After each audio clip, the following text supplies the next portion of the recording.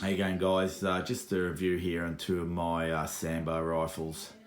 Tikka T3 9.3 by 62. This is the battue model. Browning X-Bolt 338. Both blued, obviously. This one cost me $1,070 for the rifle alone. This one was about $1,250, I think, by memory. I'm going to go over the rifles, what I like, what I don't like. Love both rifles. This one's new. I haven't actually blooded this one yet. Had this one for a while. This one's fucking awesome. Okay. Firstly, we'll do a safety check. You can see there's nothing in there. Same with that one. So, okay. Now, firstly, I'm going to go with the bolt. Ultra smooth. As everyone knows, Tikka make fantastic rifles, very smooth. This one's also smooth, but not Tikka smooth, but still fantastic. Now, I'll get the bolts out later, but because I'm doing this myself, it's a little bit hard, so just bear with me. I'm going to go over the Tikka trigger first. Now, both triggers are amazing, but I just like this Tikka trigger a bit better. It breaks just like a glass rod. More of old school style of trigger for me. And the trigger's made by Seiko, and this one is fantastic also. But yeah, it's there's no creep on any. I just prefer that trigger. Now that's just my opinion. Excuse me. Getting to the magazine. Polymer magazine, fantastic, really robust. A mate of mine ran over this with his Fort Forby and just come apart, put it back together, no worries. So holds 3, light, handy. So it sits fairly flush, not like flush like this one here. But this one's stronger, I dare say. Single stack, but it's got a rotary design, sort of goes down, sort of on the angle. Yeah, this one goes in pretty easily. This one snaps in probably a bit easier. We'll go to the barrel. It's just blued. This is more traditional bluing. Here, those holes there for they were the open sights. This is a battue model. I just took those off, so I don't really care for open sights. This here, it seems to be more like it's not a Cerakote, but it's definitely a different coating. You can compare the Tikka. I'm not sure. I dare say this would be more rust resistant, but that doesn't really worry me in the field. Okay, getting to back over here. So the trigger guard, polymer. Alloy trigger guard, alloy trigger, alloy trigger. So yeah, both great. This is Gero Touch. So pushing through bush, I find that's why I've got this. This can make a noise. So yeah, and I reckon a good stag will hear you coming if you're close. With this, obviously not. This is hence why I've got this. So both fantastic.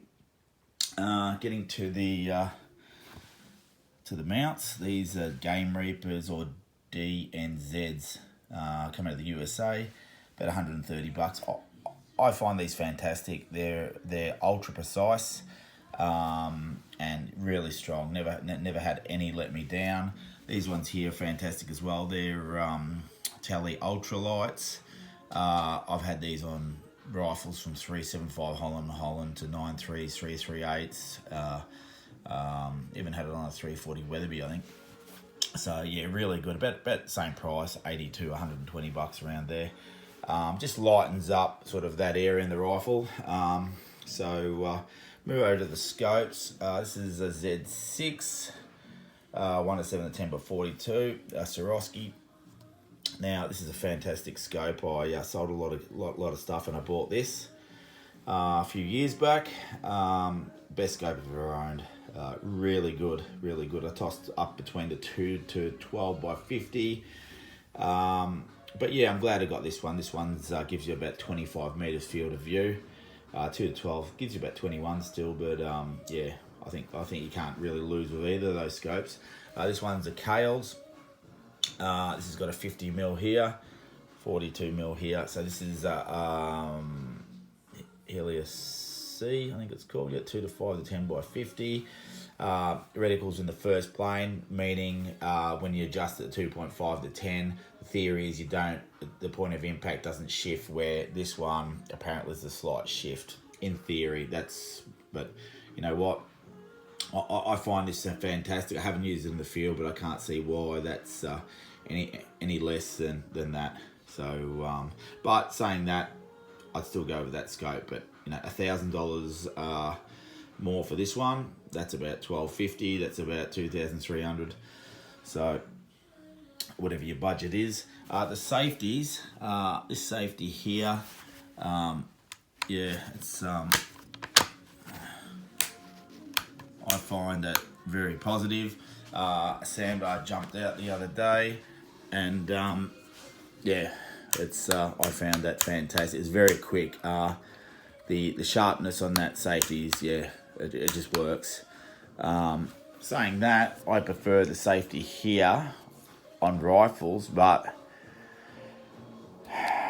having quick moving, you know, this quick. I don't know if it's going to be as quick as that. I've yet to test it, but yeah, both fantastic. So what are you, curling, I think they call it. It's not as sharp as that as you see on the Tikka. You can see it's very sharp. It just bites into your finger, where that one's not quite as sharp. But yeah, you've got a bolt override here. So yeah, as you can see that, so you can override the safety. What else can I say about it? Okay, 26-inch barrel versus 20-inch barrel. So I find that really handy, the 9.3. 3 I shot pretty much most of my sandbar with, and so I'm yet to test this on a big stag, but I'm sure it will do the job. I tested this the other day. This is Seiko Hammerhead, 286 grains. Now that end up losing about 85 grains. Had to take a quartering shot on a hind, hit major bone. So yeah, I was a bit surprised how much weight it lost, but did the job.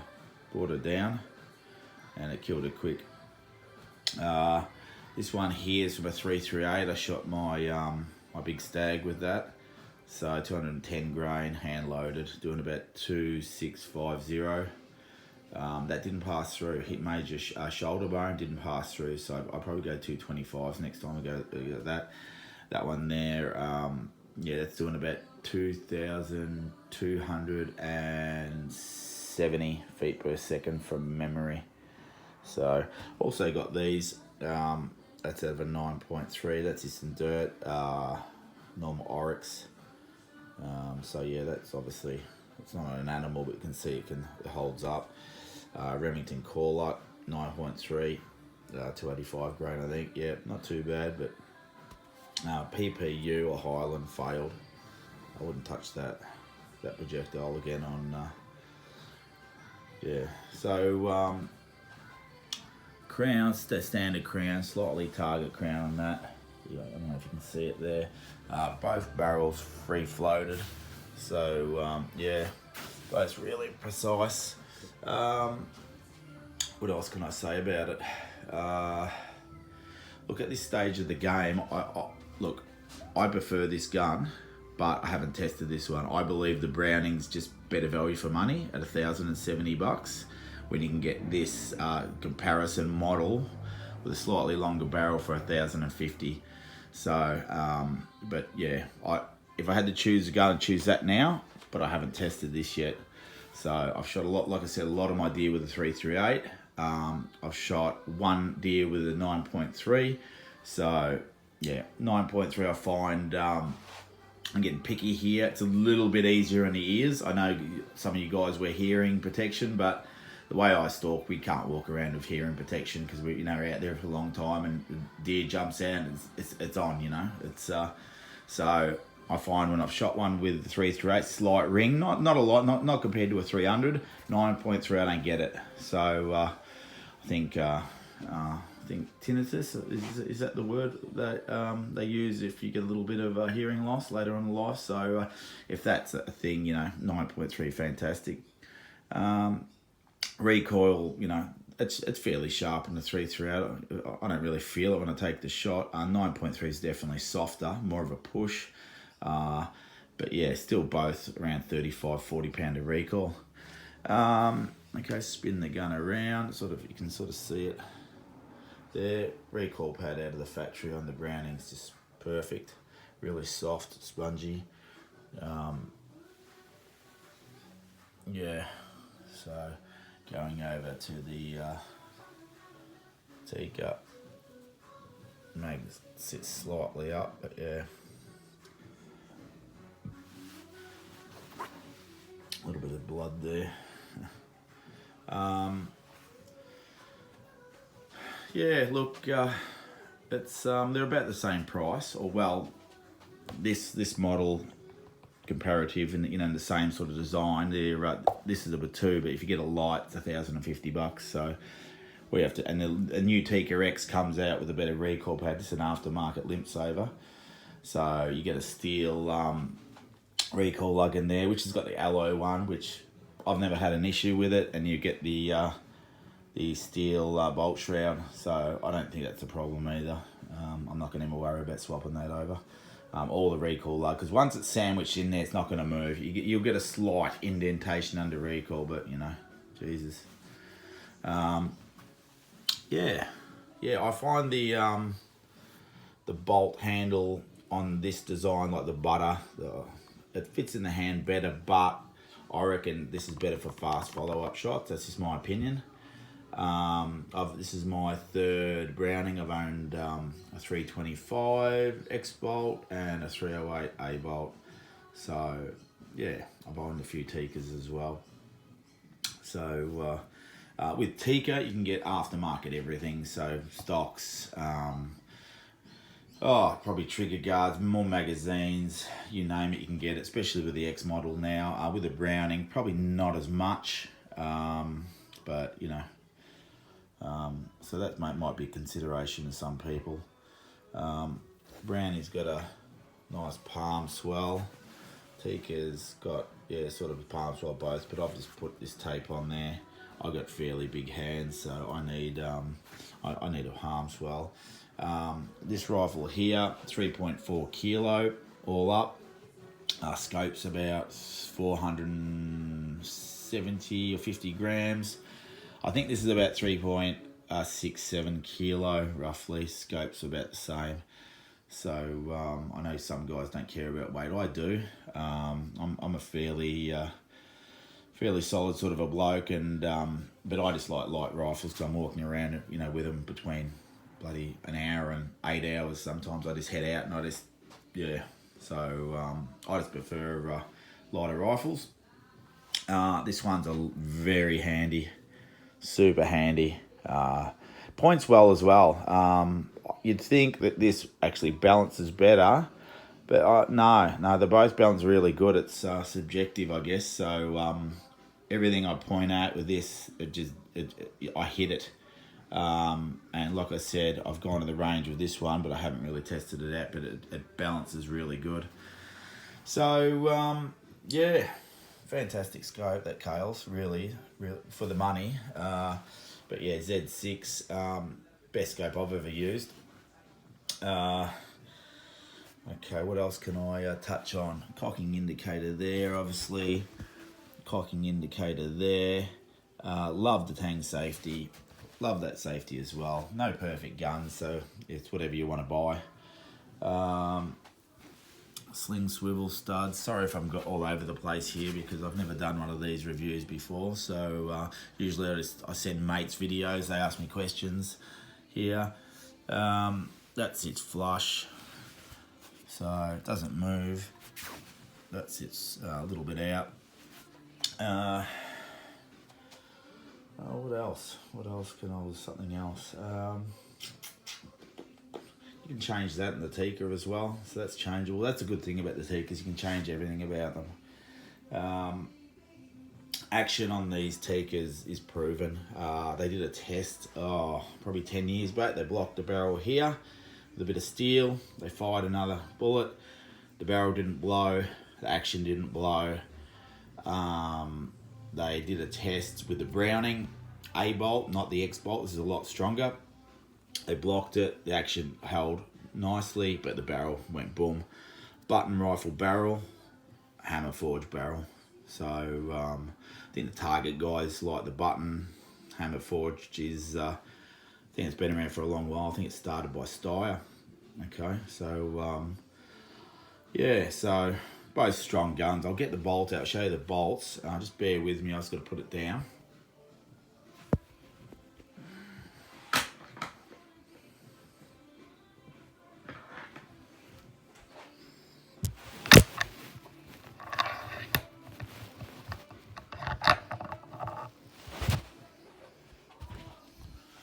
Okay, this is the bolt, two big lugs.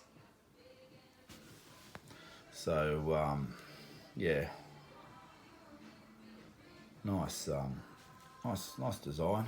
Both next to each other, about the same thickness. As you can see, the Browning's got three big lugs. So yeah, M16 style. Extractor, one ejector, M16 style as well. What I like about the Browning is when it's on safe, it actually blocks, a little bit of steel blocks the striker here, which is connected to the firing pin. So it doesn't do it with the Tikka, but some guys have half cock. I don't. I walk with one up in the spout ready. It's just the way I walk Sambo up. So look, you know, I've never had one of these fail. I've owned a few Tikkas and Seikos, and but yeah, this one's probably, you want to get picky, it's a bit safer. This little thing here, yeah, it's like a guide. So it's made of some sort of nylon. It's quite tough. Some guys might like it, but you know, might not like it, sorry, but it doesn't really worry me.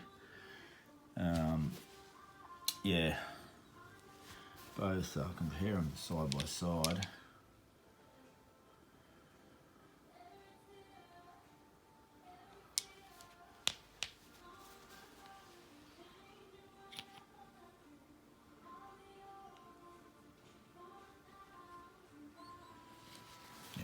Okay, that's pretty much it. I don't think there's anything else to touch on. I've spoken enough, nearly 18 minutes now, so yeah, so just buy which one you want, but this is probably the more popular one. This is gaining popularity. Made in Japan, the Browning. Made in Finland, the Tikka. Yeah, like I said. Okay, one more thing to mention, these safeties. I push through some thick shit, so I have had two safeties, not on this gun itself, but two safeties push forward on me. I got a little bit of shit caught in there and it pushed forward. Look, you point the gun in the safe direction. I hunt alone anyway, so it's not an issue, but it's just something to consider. With this, I've hunted with, like I said, two Brownings. I'm yet to hunt with this one. I've never had this come off, so that's probably, you know, you want to get technical, that's something to look at. But again, always point the gun in the safe direction, always treat the gun as loaded, and you'll never have an issue. That's about all, guys. Just chime in, send me a message, you want any questions, and happy to help. Good stalking.